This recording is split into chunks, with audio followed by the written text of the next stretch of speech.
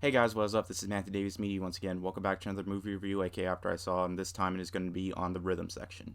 Now, the rhythm section stars Blake Lively as this woman whose family has recently died, and basically she's really sad about it, and she wants to get revenge on the guy that killed his family, killed her family. But, her family died from a plane, and that guy was the cause of it. Maybe the guy was on the plane and killed her family. I don't know, but it's basically another revenge thriller. Involves a strong female protagonist. Kind of like something like Atomic Blonde, and that's basically all you need to know. It's the last day of January, so you won't have to worry about this for another 11 months.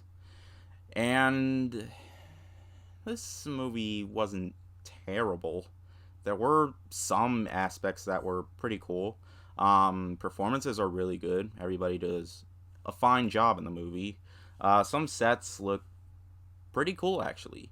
I wouldn't say they look absolutely breathtaking, but they look pretty good. The first 5 minutes were probably the most interesting aspect of the movie, specifically the opening scene. And that is basically where all the pros are. The directing, for the most part, is like hit or miss for me. Specifically, the editing, okay? There are scenes where Blake Lively is interacting with the characters and they're edited like really weirdly. Like, I don't know if there's like specific aspects, like it's kind of hard to explain, but specifically ones that we assume are the bad guys. Although she asks some people out there, she goes around asking for help to take out this guy that killed her family and stuff. And, there's this guy that, first off, here's the thing though.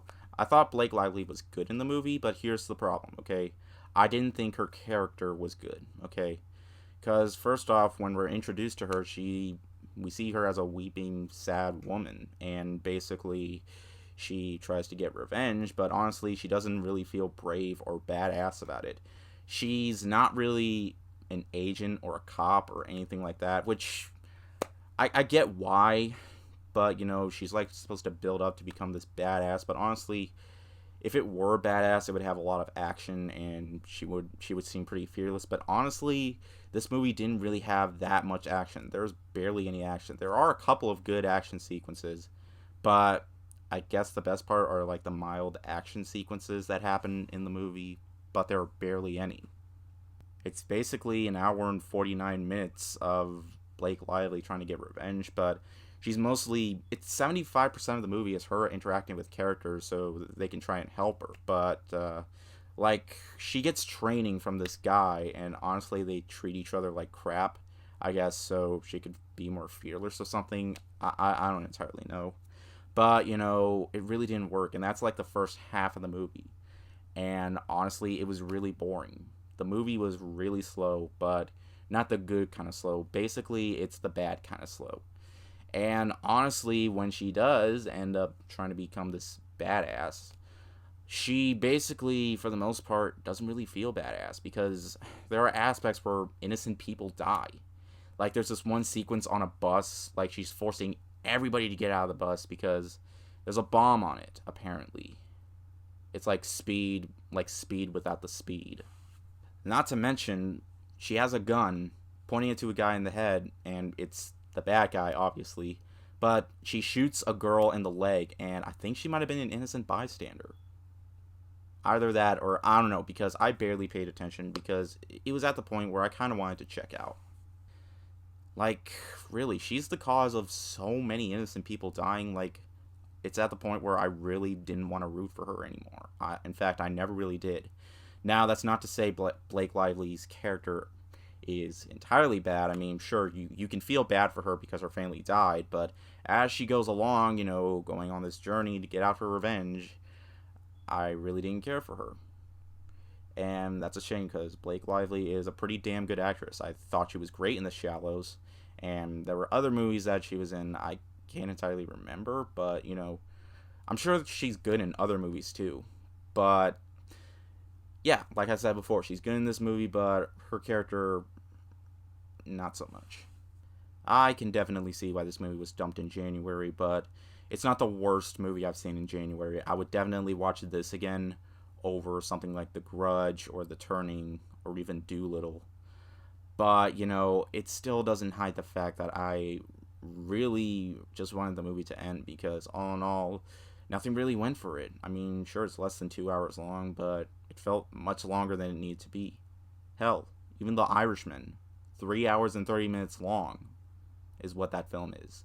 But it felt like it went a lot faster because that movie was actually interesting to me.